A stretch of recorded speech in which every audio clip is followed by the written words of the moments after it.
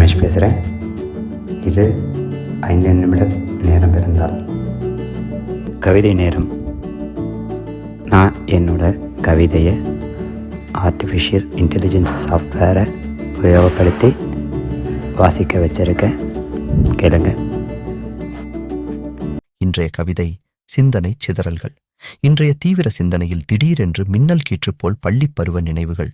சிந்தனை குரங்கு ஆண்டுகள் பல தாண்டி கடந்து போன முகங்களை கடத்தி கொண்டு வந்தது கண்முன்னே.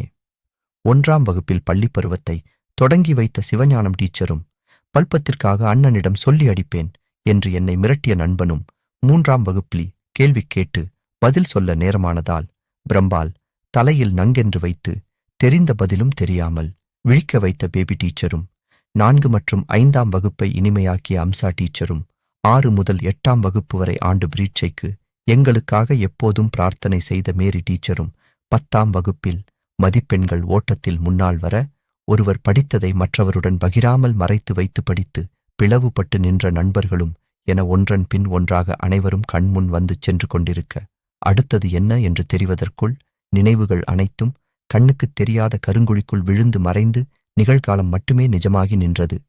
எனினும் நினைவுகளின் நீர்த்தூவலில் இதழ்களின் ஓரத்தில் அரும்பியது புன்னகை பூ. இது 5 நிமிட நேரம் இருந்தால். நான் ரமேஷ். நன்றி.